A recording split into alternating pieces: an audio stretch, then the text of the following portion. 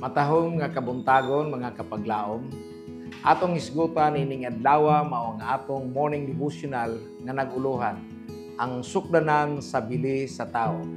Ug ang atong teksto makita sa Mikyas 6:8 nag-ingon, ipakita na niya kanimo o tao kung unsa ang maayo ug unsa ba ang gikinahanglan ni Jehova kanimo, kundili ang pagbuhat sa minatarong ug ang paghigugma sa kalulot ug ang paglakaw nga mapainubsanon uban sa imong Dios. Ang usa ka tawo adunay mas dako nga impluwensya kaysa iyang gisulti. Ang hilom, pakanunayon, Dios nun nga kinabuhi may usa ka buhi nga sulat. Makita o mabasa sa tanang mga tao sa palibot. Ang pagkabalaan wala giumol gikan sa gawas o gisulob, kini mudan-ag gikan sa sulod.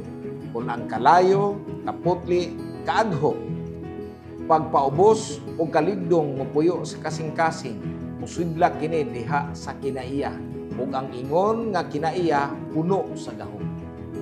Dili ang instrumento kundi ang bantugang magbubuhat kan sangkamot gigamit ang instrumento ang makadawat sa himaya. Ang kasing-kasing nga napuno sa gugma sa manluluwas kada adlaw makadawat og grasya nga ikahatag sa uban. Ang pagkabalaan wala giumol gikan sa gawas o gisulob, kini mudan-ag gikan sa sulod. Kung ang kaayo, kaputli, kaaghop, pagpaubos o kaligdong mupuyo sa kasing-kasing, musidlak kini diha sa kinaiya. Ingon nga kinaiya puno sa gahom.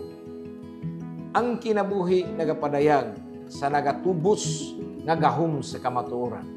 Ang saksi nga nagdala mahitungod kang Hesus mao, wala pagayoy tao nga nakasulti sama ni ining tawhana. Juan 7:46. Ang hinungdan nga si Kristo makasulti sa mga pulong nga walay laing tao ang makasulti tungod kay siya. Nagkinabuhi niini dili sama sa uban. Kung wala pa siya magkinabuhi sama sa iyang gibuhat, dili unta siya makasulti sigon sa iyang gibuhat. Ang iyang mga pulong nagdala uban niini og makapadani nga gahom. Tungod kay kini gikan sa kasing-kasing nga putli og balaan, napatungan sa gugma og simpatiya, pagkamabanation o kamatuoran. Samtang ang mga magbalantay sa karnero nagbantay sa ilang mga panon sa mga bungtod sa Bethlehem, ang mga anghel gikan sa langit miduaw kanila. Busa karon, samtang ang mapainubsanon nga magbubuhat alang sa Dios nagasunod sa iyang trabaho, ang mga manulunda nagatindog sa iyang kiliran, nagapamati sa iyang mga pulong, nagtimaan sa paagi sa pagbuhat sa iyang buluhaton. Kung magsalig kita kanunay sa Dios, dili tugutan sa mga anghel nga nagbantay nga magba ang iyang trabaho. Dili nila tugutan ang mabali kini sa mga pamaagi nga makadaot sa buluhaton sa Dios. Ang Ginoo nagtanaw sa buhat nga nagagikan sa mga kamot sa iyang katawhan, pagahukman niya ang matagbuhat aron makita kung unsa kini nga klase. Ang putli o walay buling nga relihiyon nagsulti alang sa kaugalingon niini. Kini nagabag-o sa mga kinaiya sa tanang nakadawat niini. Nagapauswag sa kapuslanan niini o nagapatahom sa tanang mahimamat niini. Ang bilis sa usa ka tawo dili makasukod sa posisyon, sa responsibilidad nga iyahang ginahuptan kundi sa espiritu nga sama ni Kristo nga iyahang ginapadayag.